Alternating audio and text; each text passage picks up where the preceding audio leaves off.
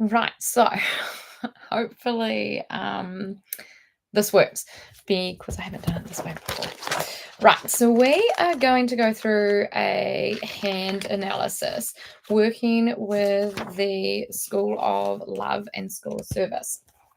So, your scientific hand analysis is scientific in the sense that we use the same methods to analyze every single person's hands.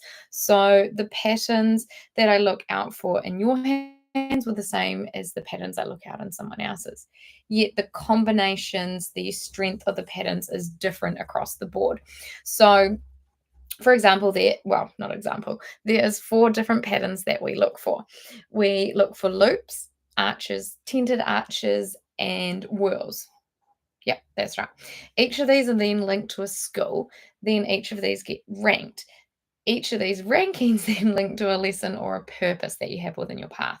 And that's just the start. So we'll just start there.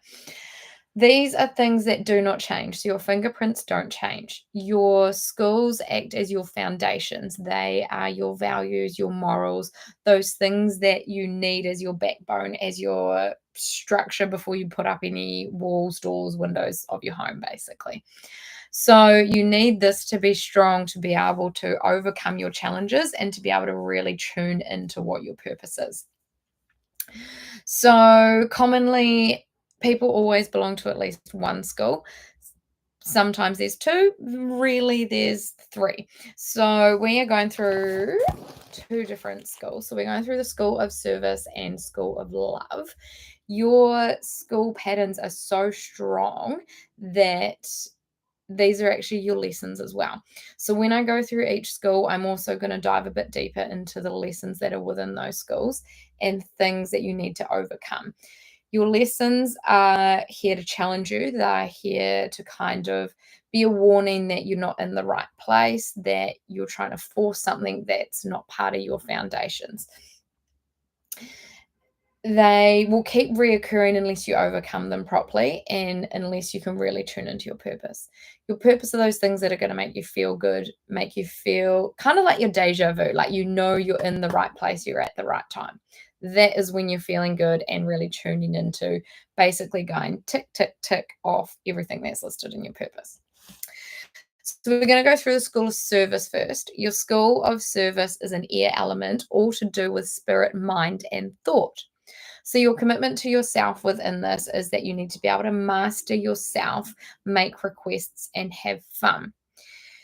Your promise is that you will always have direct contact and union with a source. So, your source could be a god, it could be a spiritual belief, it could be the universe, it could be crystals, it could be oils, it could be it's an element or it's a thing that you go to when you need help or when you need energy, when you need to reground yourself.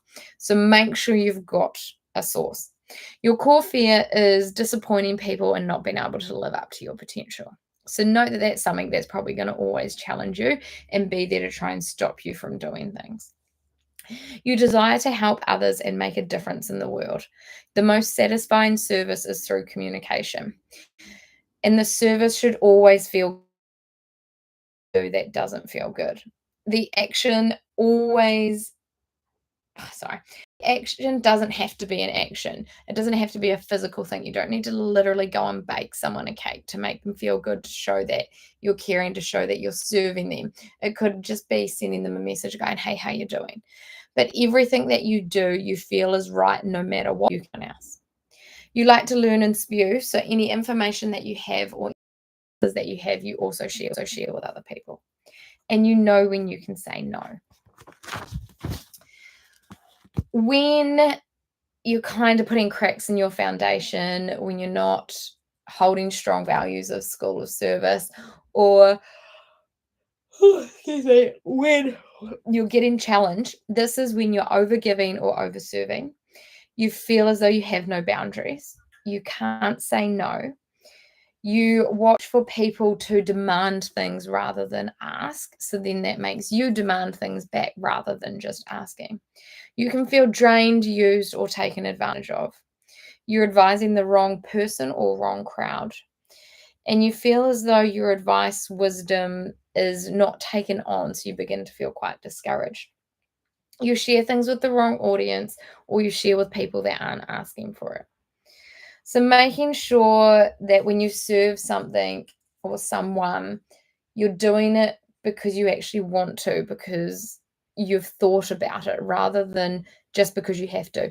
There's got to be no control over anything. Whenever you're doing something with control or looking for control, it's not something you should be serving.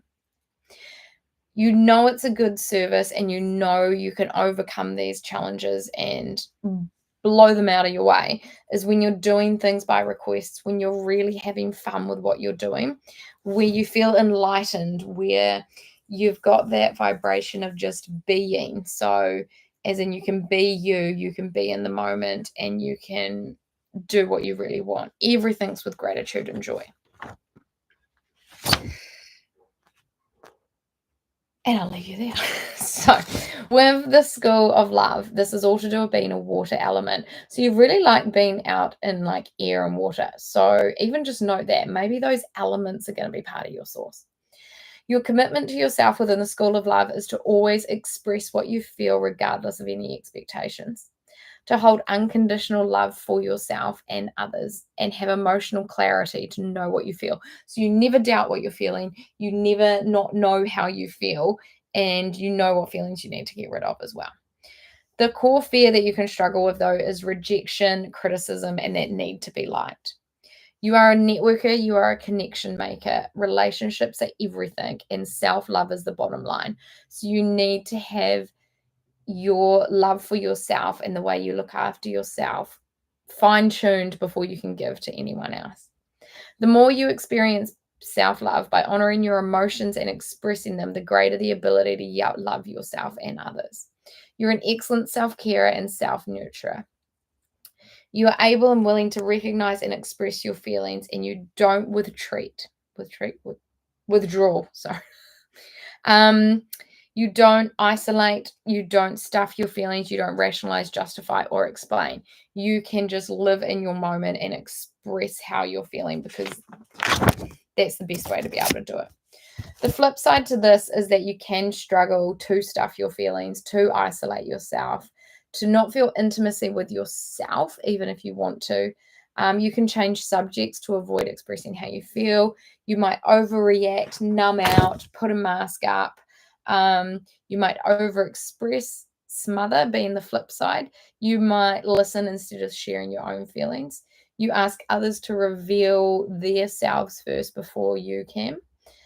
So it's all to do with that emotional clarity, being able to pinpoint what's going on, how you feel at each moment, or even having to go back and finding how you feel at each moment that's happened in the past, just to be able to build on expressing yourself better. Know that I feel is at the top of your to-do list. Those are things, not I want or I do or I can. It should always be I feel. You love who you are, you know your potential, and you always want to create something. So making sure that whatever you're doing, you're creating something, and you're creating something through your communication. Your purpose lies within your thumbs.